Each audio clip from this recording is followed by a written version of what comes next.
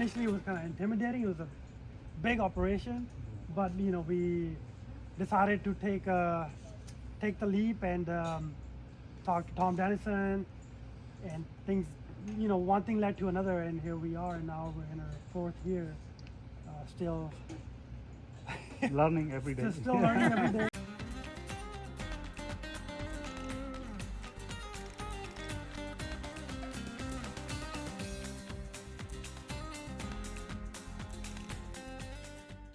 When you guys see like funky weather on the forecast, like do you like lose sleep at night, like looking at All the time.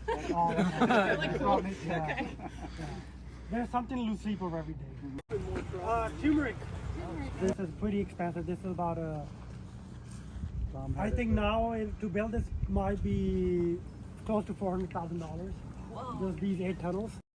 Really good harvest. Yeah, we harvest a lot from here. Maybe 1,000, 1,500 flats maybe. Yeah. What's the rest of it gonna go to? Are you just gonna let it like die, or do you guys still? We'll probably clean it up in Compost. yeah. We put in compost pile, and we're gonna clean it up.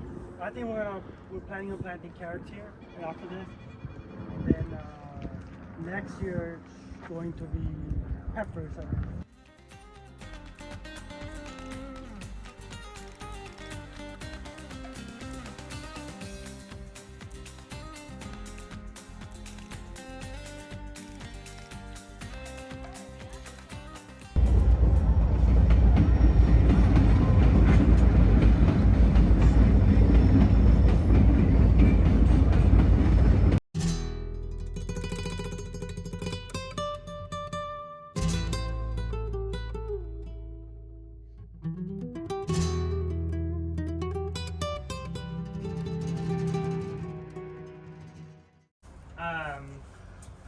I'm Jeremy. Ashley. This is Ashley. We are an organic salad farm, I guess is the way I would describe it simply. We're 24 acres here, and as you might have learned over at Riverland, this was previously Dennison Farms, and that included Riverland and this property. And then when Tom and Elizabeth retired, they actually sold us this parcel, and they sold Riverland. Kale, and it's a little hard to see.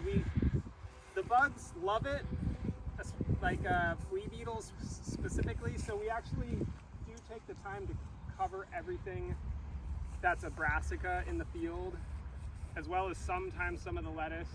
You can see them swarming. That's amazing. Yeah, they're pretty. They want in there so They're so hungry. Like July and August, Yeah. we just had a bit of a hatch out of like a generation, and it's like pretty bad.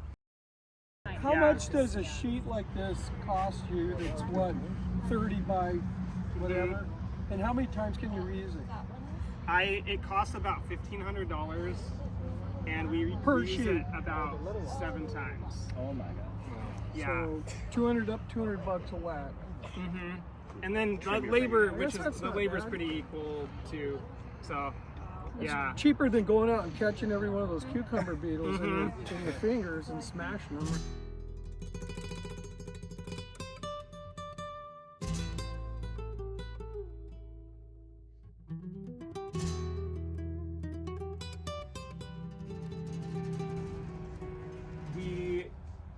We grow 5 different baby leaf products that we actually triple wash, dry, chill, and pack on farm. Really leaning into more of the kind of retail 5-ounce and 10-ounce packaged salad products because we found that's a really unique niche. In 2021, they really started this farm mostly for their personal consumption. Dionilde was still working for Tom Dennison, and it was a part of the transition to Riverland, where we just were. They were renting the land from Tom. Tom has helped them a lot in establishing their farm. And so from 2021 until now, Tom has been the landowner. But this year, they're in the process of purchasing that land from Tom. So congratulations to them to jump out on their own and to leave a steady paying job and to come over here and try to make it on this small piece of ground And thankfully Tom's been there. At first he didn't want to sell to him because he was afraid they wouldn't make it. So he said, let's lease for a couple years and see where you guys can take it. At this size for this family, everything has to go right. They can't have a bunch of failures, and they can't have markets disappear on them.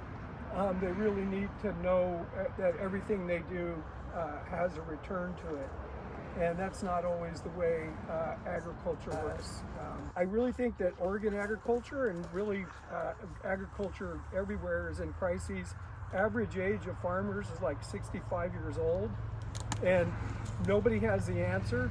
And I honestly think a huge part of the answer is in Latino ownership, because a lot of folks in their situation, the kids are going to end up going to college and go do something else. But in reality, if they're farm owners and business owners, they have a completely different attitude about agriculture than when they're just the employees. With me, it's the more tomatoes we can all sell, the better off they'll be.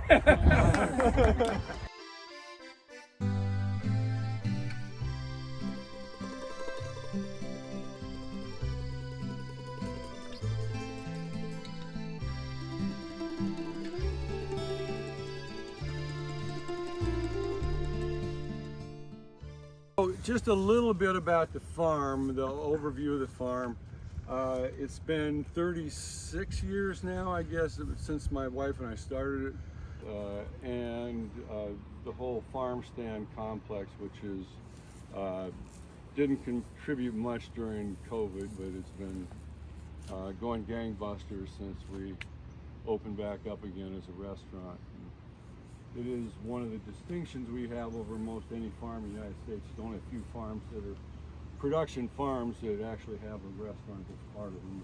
All the different components, like you heard Riverland, they're doing a lot of farmers markets, they're doing a CSA, they're doing retail, but they're not doing a restaurant on top of that. They're not, you know, over the years you've done a lot of seed production on this farm. Wild Garden Seed has done a lot of work on this. A really rare thing to have a farm that's this diverse.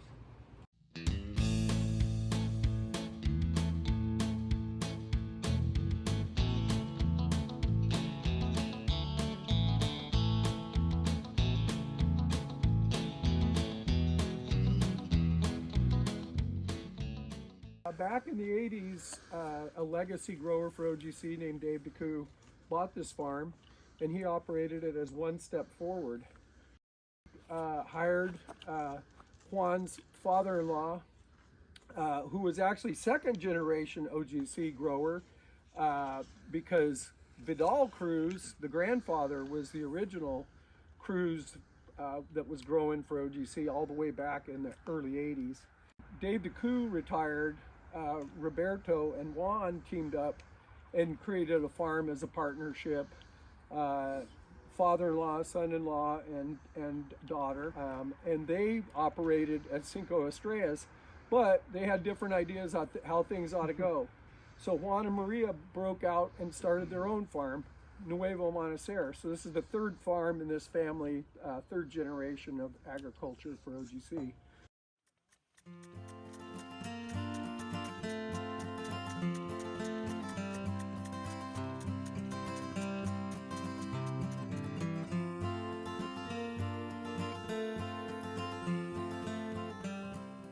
This used to be Spring Hill. Jamie and Lisa retired about 4 years ago, I think, in 2019. And then wanted to pass the farming operation on. You all took half the farm, which is how many acres? I'm working on 11. 11, okay. And then we'll see Eloisa took the other.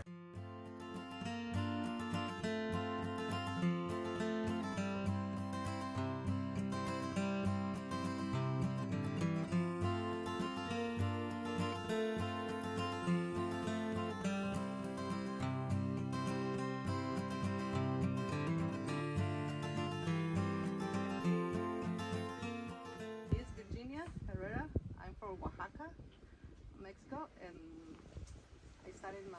estamos empezando nuestro rancho en 4 años, 5 años pasados con la ayuda de Jaime.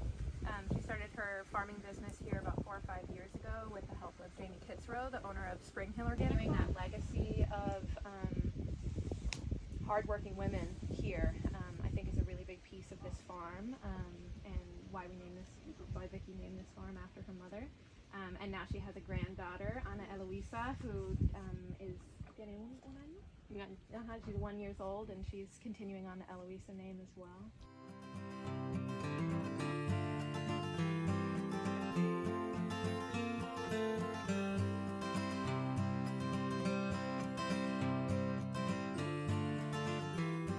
The relationship we have with OGC and PCC is amazing, and it's a great partnership, and we couldn't do it without you. We couldn't do it without all you guys and what you do in the store. So thank you so much, all of you.